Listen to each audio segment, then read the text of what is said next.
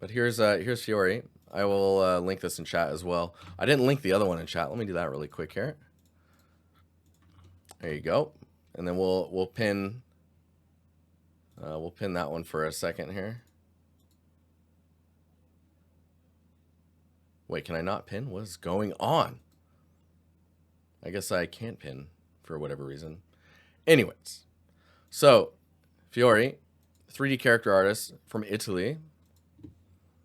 I did not get a message from you directly, so we will just go off of what I'm seeing here. So overall, thumbnails, solid presentation, consistent. There's not too much in your portfolio right now. I don't know. Let's see if there's an about section. Passionate 3D artists specialize on character creation, low poly, high poly, texturing, PBR workflows, and rendering. Let's take a gander. Okay, so of course, like I was saying just a second ago, I am not a character artist, but what I can talk about is materials and modeling that just things I don't notice. So this one's 2 years old. Let's do a quick check on this one as well. This one's last year also. Wow, some nice close-ups as well. So I guess I would probably, like, I feel like there needs to be more in your portfolio, of course. You've posted 2 things over the course of 2 years.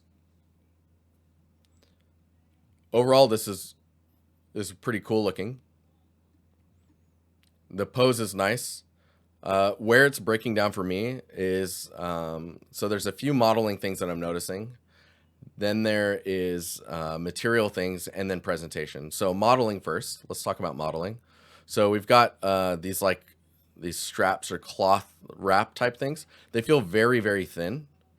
It looks like they're maybe even see-through. They probably need a little bit more geometry to get that rounding to happen. And then there also you could get a thickness there, and that would help a lot. Like it could be even in the normal map to get like just an edge. Don't worry about making these have thickness to them to give that look of just more volume to them. Wow, look at that geo. So, and the way you're doing your wings, you could probably bring the vertices a little bit further in. That way you're just doing less overdraw, or like blank alpha, if you want to call it that. Blank alpha geometry. It'll just, performance-wise, you'll gain a lot by just bringing those in a little bit. Man, this is cool. Yeah, and we do the rotation here. So one thing you'll notice when you get into the side view is how flat oh man, I'm zooming in here, how flat the wings are. So you really want to understand the structure of wings and try and portray the form and like muscle language that's happening under all of the feathers, because that's going to change a lot of like the way that the feathers kind of rest, as well as like help us understand the structure and the strength behind these wings. Just seeing that they are far too flat, and it's like it throws the whole thing off. Like you lose all of the strength and the depth of what the wings look like. From the front view, you don't even notice it. But yeah, it's too flat for that type of situation. Whoa, buddy, got some muscles. So I'm not a character artist again, so take that with a grain of salt. The forms in the like ab area feel strange to me, like a little wobbly. So it's really just making sure that you're understanding the muscle structure that involves your character, and just humans in general. If you're doing character art, you will live and die by that. Like if this was well executed and everything looked really good, if the muscles are wrong, character artists are gonna react to that. If the muscles kind of feel like they're not fully there yet, right? That's like core skills. When it comes to the materials, let me see if we got like any. Yeah, we got some stuff in here. So texture-wise, this is extremely high res. I'm not sure how normal that is. I would assume that the character itself would need to be packed into one UV set. Maybe it's multiple pieces. Depends what type of game you're making, right? Where you can swap pieces out of the character, or like clothing and gear swaps out. It's the same as weapons in games. They kind of have their own texture maps given that scenario. I think the helmet makes sense being on its own. If this is a one-off character, it's likely going to be maybe 2 texture sets of just like elements that are on the body that are not organic, and then the organic elements, just because then you can separate by shader type and really like emphasize specific attributes of like metal versus skin, right?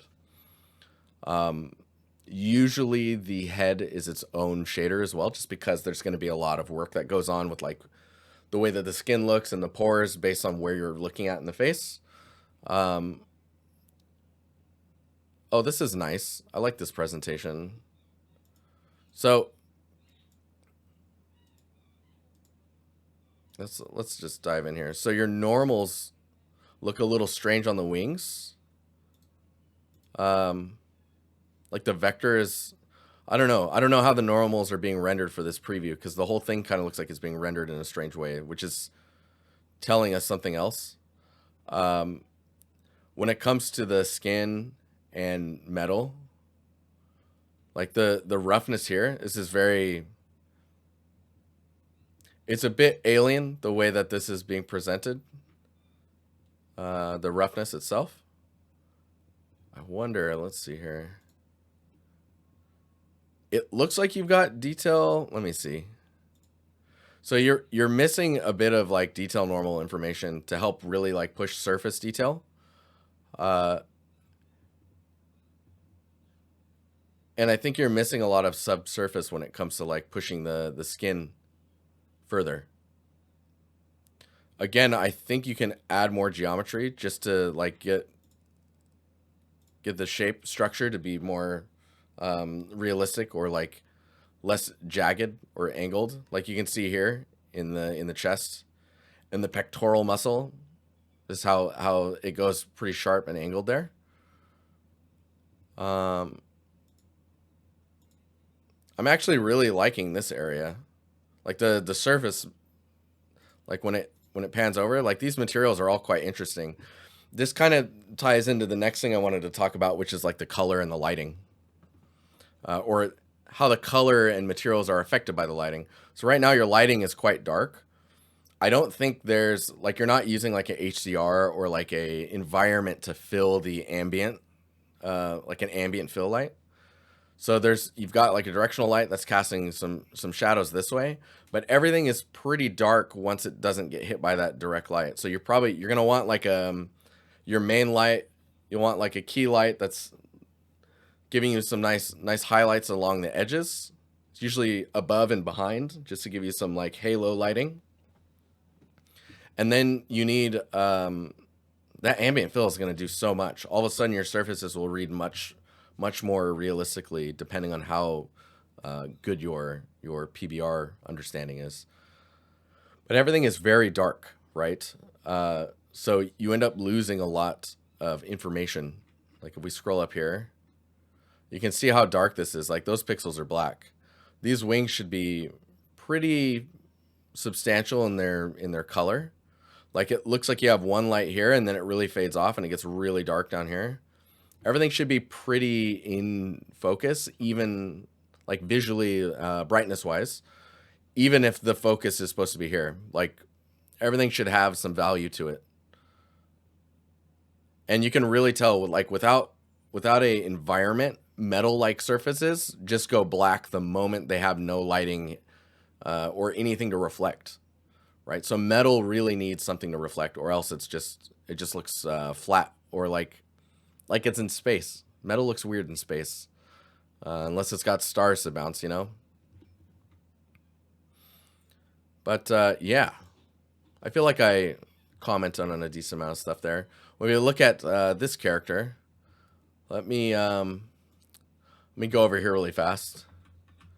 I just changed my background, by the way. I'm just gonna scroll through here, double check the thumbnails before. So I want to check for nudity, basically, is what I'm saying. All right, there's a little bit in here. So we won't go all the way. We'll end at the axe, I think. Yeah, okay. Cool. So this character, you can tell that you learned a bit more, and it's definitely there. Like you can see the subsurface you've got going on. Eyes look really good as well. This reminds me a lot of Diablo, actually. Maybe the skin is a little bit too uniform in its pristineness. I'm not sure. Like it just is consistently has like a specific roughness to it. I think there's going to be some key differences in the surface of the skin based on where you're at on the face. But it looks, this is like a huge step forward in your quality. The tattoos look quite sharp, and it actually makes me wonder why the face paint, if that is, so I don't know. Is this face paint or is it like tattoo? I want to say it's paint. So if you think about face paint, think about being able to put in the normal information what it looked like to rub it on the face. Like if you could get that directional info of like the fingers moving through the paint, and then the roughness difference between the paint and the skin, as well as like really refining the edge between the difference in those materials, that's really gonna look super nice. Character wise, really interesting.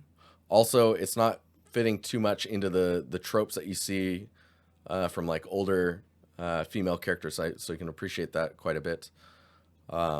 Design wise, really cool, and there's a lot of different materials going on, so you want to make sure that you're really pushing those differences in your roughness.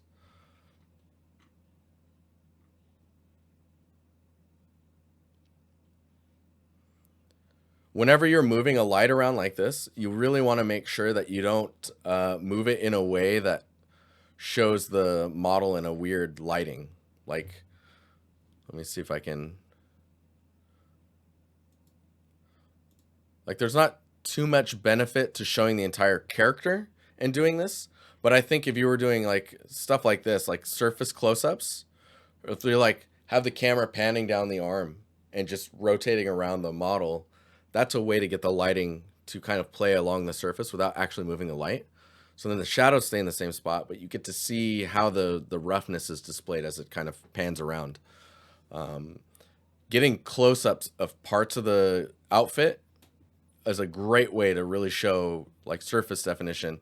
Whereas like from a distance like this, you don't really get to really see it in its same. It just doesn't have the same impact, if that makes sense.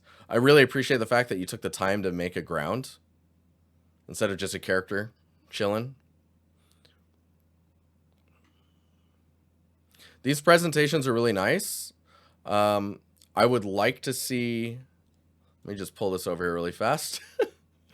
I would like to see if the maps ever are presented in a flat form. So this is good as well. The turnstile and showing your wireframes is also good. Oh, all right, we can look at the axe here as well. Oh no, we failed. But axe wise, it's the same problem. How did I do that? How did that happen? Anyways, the axe it has the same problem where you don't really have an environment to reflect. So surfaces that are metallic or highly reflective just don't show anything. There's just nothing. There's nothing there for the surface to play with. So something to keep in mind. And it's great with the wireframe. I'm curious. Wait, what was that? There's some wireframes where I don't understand why the wireframe looks the way that it does. Like here, I guess I saw nothing. I guess the wireframe is like doubled up because that geometry is on top of the axe under it. That's what it looks like, maybe. If that's the case, there shouldn't be any information under that metal. But yeah. Okay, I'm going back over here. It's too late, Dan. You screwed up, man. I'm gonna link this in the chat just so that you guys can look at the the sculpts, because the sculpting is quite good. The only thing I would say on the sculpting is making sure that you have a consistent size variant or variance, if you want to say it like that. So like wherever there's a hard edge, all the hard edges kind of have the same thickness. Wherever you have a bevel, all your bevels are kind of the same size. I would say a max of 3 bevel sizes is good. But like this definition, these types of details, really, really nice. You can see the difference here versus here though, right? It's almost like a textile density difference. So something to keep in mind. But yeah, that's a really good piece. So given all of that information, I think the biggest things that you need to work on, so there's a little bit more geometry can be added to these characters.